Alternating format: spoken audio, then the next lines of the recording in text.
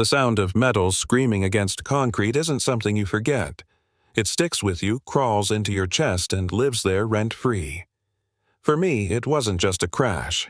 It was the moment I realized how fast someone can decide who you are, what you deserve, and how far they think they can push you, just by looking at you. That night started like nothing. I was driving home late, tired in the deep-bone way you get after a job that drains more than your energy. I wasn't dressed special. Hoodie, sneakers, baseball cap pulled low. Just another guy on the road, blending into traffic, mind half on the radio, half on the quiet relief of being almost home. The car I was driving was nice. Not flashy, but nice enough that people noticed. I bought it after years of grinding, saving, choosing discipline over shortcuts. It wasn't a symbol.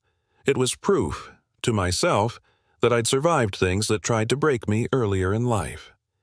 You know what I mean. That's probably why the lights came on. Red and blue filled my rearview mirror like a warning flare. I remember laughing under my breath, shaking my head a little. Of course, I said to nobody. I eased over signal on slow and deliberate. I'd been stopped before. Nothing new. Except this time, something felt off. The officer walked up like he was already angry. Big steps, chest out, hand resting too comfortably near his belt. He didn't say hello. Didn't ask how my night was. He leaned in, looked past me, eyes roaming the interior like he was browsing a store he couldn't afford. "Step out of the vehicle," he said. No explanation, no reason. Just an order. I paused for half a second not to argue, just to register the tone. "Is there a problem, officer?" He smiled, but it wasn't friendly. It was the kind of smile people wear when they think they're holding all the cards. "Yeah," he said.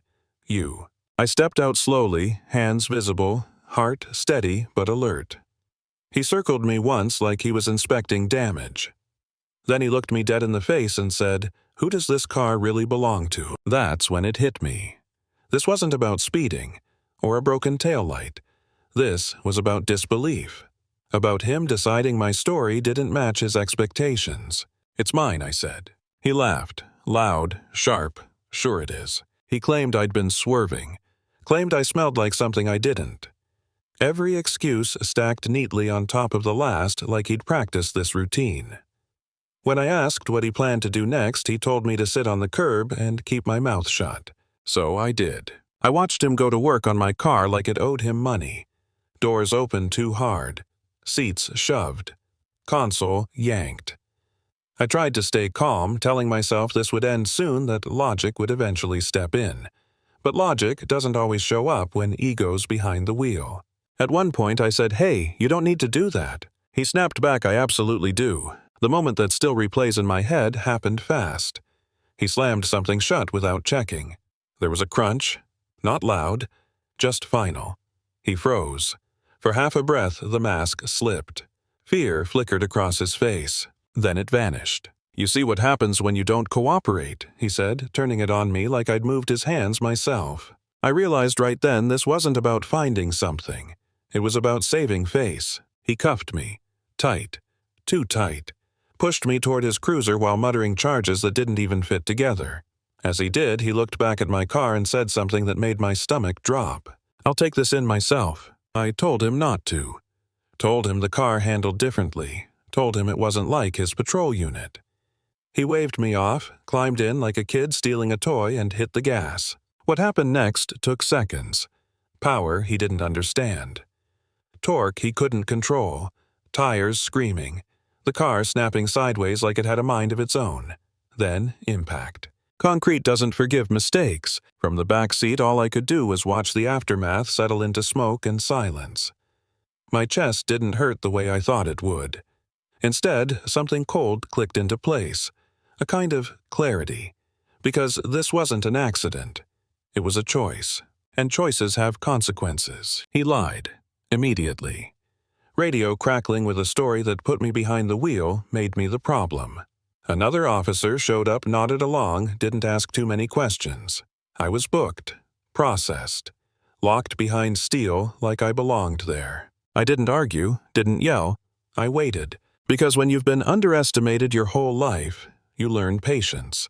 You learn when to speak, and when to let someone keep talking until they bury themselves. When they finally gave me my phone call, the officer hovered close arms crossed, waiting to hear me beg. I didn't call a lawyer. I didn't call family.